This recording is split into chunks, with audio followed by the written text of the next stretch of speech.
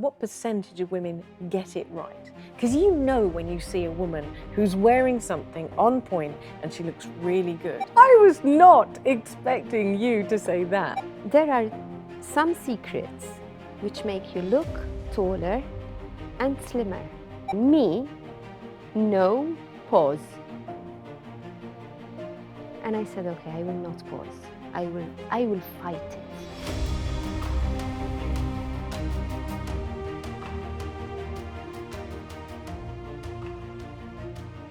Now, I want to come back to something you said just a moment ago, because you talked about women and our bodies, and you were talking about women's circles, and then you just touched on one thing, which is very relevant for me, and I think it's very relevant for a lot of people who engage with the she word, and you touched on women as they get older. And we spoke about this before, because happy birthday, because you've recently had a big birthday. Yes. And certain things happen to women when they hit that, am I allowed to say 50? Of course. Okay, I just did. Oh, yes. So happy 50th birthday. Thank you so much. But certain things happen to you as a woman as you get older. And it really isn't something that I think a lot of women blame ourselves. It's something you can't prevent. No. It's something you're not responsible for. No. Your body changes. And I'd love to go back to I honestly would love to go back to the 20-year-old me and say, enjoy it, sweetness, enjoy it. Stop worrying about the size of your hips and your bum. Just enjoy it right now, because you wait till you get to 50. Oh my word, do you have a whole new challenge? And that's not to say we can't enjoy our bodies as we get older, but I think I've always been conscious of the fact that things change. Yes. And what I'm very interested in is that you've started to address this, haven't you? You've started, Yes. just that what you just gave a hint to a minute ago has become a point of passion for you. Yes. And is this because you're experiencing it yourself, or have you always been mindful that at some point you'd want to address women as they grow older? When I was around 30, I used to complain with my monthly process, as everyone did, right? Yes, monthly process, yeah. Yes. And my mother used to tell me, oh, stop it. You don't even know until you come to 50 how lucky you are. And I used to tell her, oh, please, don't go there. This is really hard. But she was right. She was very right. Because when I was around 46, I used to say, okay, I'm getting older. And then 47, 48, 49, and 50. Okay. And recently, these last months, my children tell me, Ma, what are you doing? What am I doing? I think you're growing old, Ma. No. Yes. And this is why I want to talk about it. Because sometimes the people that surround us, without realizing that it hurts, and many women experience this, because it's not easy. Your body, your mind, sometimes don't function simultaneously. And this is one of the most frustrating things when we grow older. You try to synchronize, you're literally thinking about synchronizing both together, when before it was automatically. Yep. If you know what I mean. So that just made me realize that, hey, this is it. You have to do something different now. You have to work differently.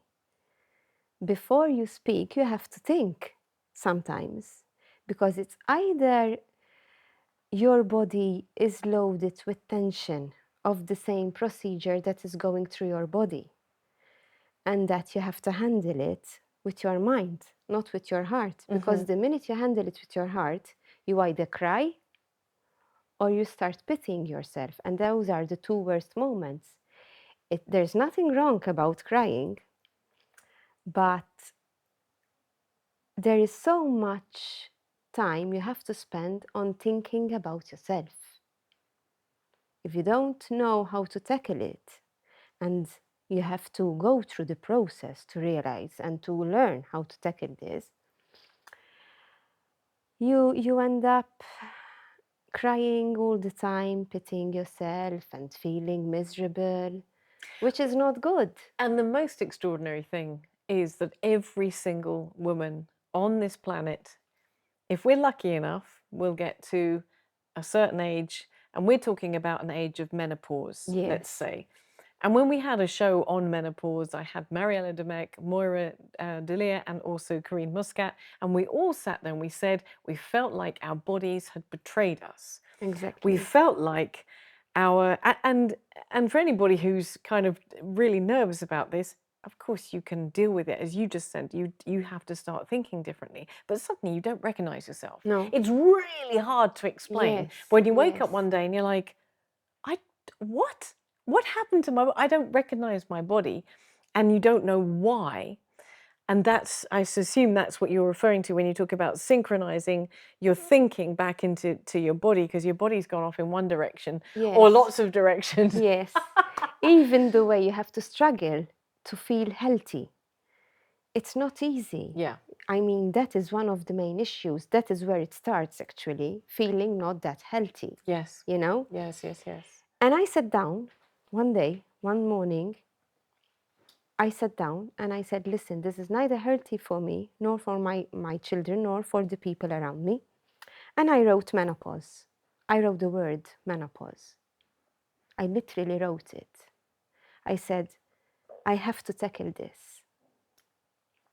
Because it didn't hit me hard, but without realizing, I was thinking about it in between the spaces that I used to have on my own. Okay. Okay? So I wrote it down.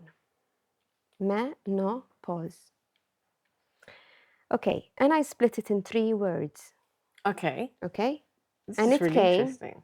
and it came me, no pause. And I said, okay, I will not pause. I will fight it. Oh my word, that's genius. That's so cool. Me, no pause. Me, no pause. I will not pause. I will not give in to this. Okay. And I said, from that day onwards, I said, this one is cheating on me. I'm saying menopause, and it's letting me talk about it, and it's letting me giving it importance when it's literally telling me not to pause. Uh-huh, uh-huh. I love this. I've never heard this before. This is brilliant. Absolutely brilliant. So what happened then? Because this has led on into your career, into your work life as well. And actually, what I'm gonna do, and I'm gonna launch just right now on your show. I'm going to do T-shirts with the word "me no pause." I love that. And you're gonna be the first one to have it. Yes. You're serious? I am. I have to high five that. That is so cool. I love that. That's fantastic. They're gonna be just under each other. Oh, that's Me amazing. no pause.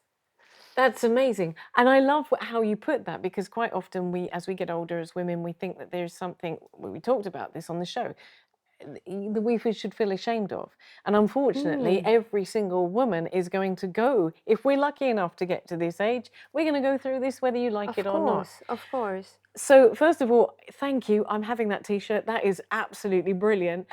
But how then does that reflect into your design? Because you have just launched a collection specifically for women going through the same period that you went through or are going through. Yes. Well, I thought about this collection because obviously, since your body changes, not a lot of outfits feel comfortable. And each and every design, I literally did it for this kind of comfortness, if I can say that word, right? Yeah. In fact, there are chiffon dresses that are really cool and soft and flowy. I have suits as well, but even the material is very soft and very kind to the body.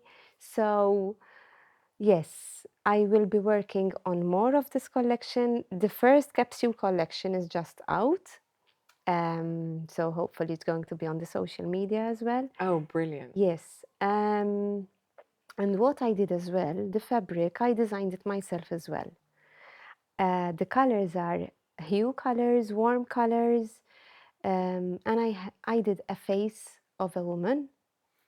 Oh, how cool. Yes, because I think this menopause, which before it was a taboo, no one used to talk about it. It's something that it is there, but no one talks about it. And when you meet someone, even if you don't know the person, and she's going through it, the first thing she speaks about is menopause. And this is so, it is something that it really frustrates you, you know?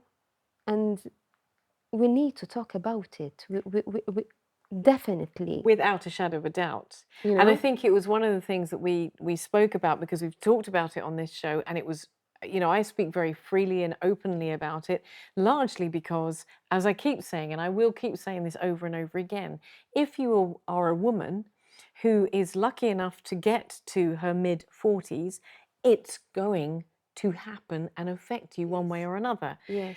And that's where I think that, you know, we need to stop with this shame, because let's face it, you and I are potentially could be only halfway through our lives.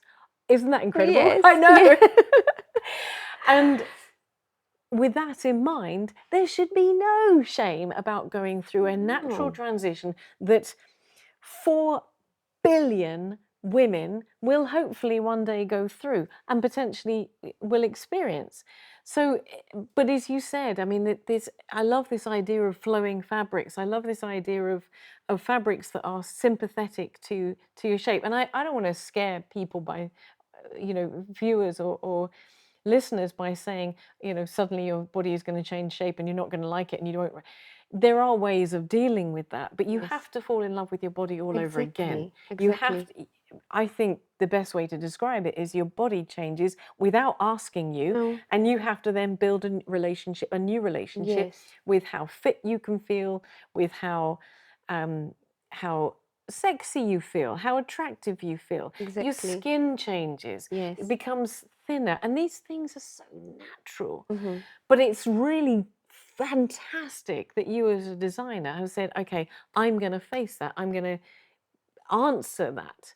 Because I certainly have felt that for a lot of us older women, the fast fashion, the off-the-shelf fashion doesn't work for us anymore. No, not You have to really. be so careful. Yes. Yes. When the least thing you want is that you're not comfortable in your own clothes when it comes to this. So imagine in the morning you wake up and you have to go to work, but you have to feel comfortable because your body is already answering some other questions, right? Yep. So you have to help yourself feeling comfortable but still elegant. And that is, I think, that is 80% of the problem solved if you have outfits which flatter you, which make you feel good. Mm-hmm. You know what I mean? And you're in your own dress and you look in the mirror and say, oh yes, I love this. You know what I mean? Yes. Yes. So, talking specifically to women of all ages, let's just cover all ages for a second, because I want to just come to some pointers and some suggestions that you as a designer would offer to all women. You know about anatomy. What are common mistakes that women make when it comes to dressing themselves? Thank you for asking the question. It's a question I'd like you to answer for me, but Thank what you. are the common mistakes? Okay.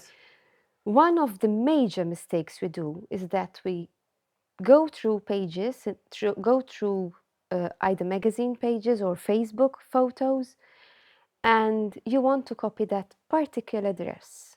That is a very big mistake. You can go through that, you can have ideas, but the person that is wearing that kind of dress doesn't have your body. Right. Right? Okay. And that is the part which we miss. Right. So, normally on the photos, we see ladies, we see models that are very tall, and their bodies, their proportions are very tall. And I cannot have the same dress copied to your body because you're not that body. Like, for example, people have different shapes. The most important thing when creating a dress is lengthwise. It's the proportions from here till down. The rest is not an issue. So in a practical point of view, you're saying that a woman should choose an outfit that is the right length for her body, Yes. not the right width. Yes. I'm going to elaborate more because there are some secrets which make you look taller and slimmer. Oh, tell But me. first you have to look tall Okay. to look slimmer, Yeah. if you know what I mean. Yes. And this is all about the cut. It's all about the design. It's all about where to put the waistline, for example. Okay? Yeah. Where to put the neckline. How wide is the sleeve going to be if you have a square shape? Okay? Yes. Because if I do, for example, let me give you an example. If you have a big bust, a full bust, I cannot do a big sleeve because the bust is going to look bigger. So if you show me a photo and you have a large bust and there is this big sleeve, I won't do it for you, for sure, because I can't have you looking in my mirror and telling me what am I looking like. You know what I mean? So the minute I see the person is, I see, as I told you, circles and proportions. And then I go to the complexion and I go to the hair color for the colors because there's a process. Okay, there's a long process. And that is what it is all about. That is why it's haute couture. That is why it's a composition. It's something that it starts building up. It's literally amazing the way it builds up. And when I discuss the first phases and I say, listen, just simply stand up, I look at them and I say, okay, sit down, let's start. And I start elaborating and explaining the body first and not the dress. And there's another thing, we need to know how to wear the underwear. We cannot have a dress which is perfect if we're choosing the wrong underwear. If you build a house and there's the architect, he will tell you that if the base is not strong enough, then the house is going to, you know. I was not expecting you to say that. Yes. So you're suggesting that, if I'm understanding you correctly, that there's quite a number of us that might be walking around with the wrong underwear Of course. and the wrong all of us are working. foundations. Yes. Okay. All of us are wearing the wrong underwear. And there'd be quite a lot of us that are walking around with the wrong length of outfit or style of outfit or Yes, wrong sleeve or definitely, so on. definitely. That's incredible. Just as a dream figure, how many women would you say, what percentage of women get it right? Because you know when you see a woman who's wearing something on point and she looks really good. Yes. But what percentage of women get things right? Well, 30%. Wow. Yes. So 70% of us could be dressing better. Yes. Yes. Yes. Yes. That's definitely yes. Yes. That's an absolute yes. Yes. That's an absolute yes. Yes. Mary Grace, we could talk about this for absolutely ever. Well, I really feel like we could have this discussion. And I tell you what, as we were talking and you mentioned the t-shirt, I was thinking to myself, I'd really love to have a show on women and style and fashion. And I think the reason I want to address style and fashion, you've used both words alongside haute couture. And I think quite often we get fashion muddled up with style. I think we confuse what is fashionable with what is stylish. And I'd like to ask you if you would come on a show. I'm going to put together a show with some of your fellow designers, and let's do that. Would you do Yes. that? Of course. Fantastic. We'll do that, and we'll sit down with some of your peers, and we'll discuss this whole idea. Yes.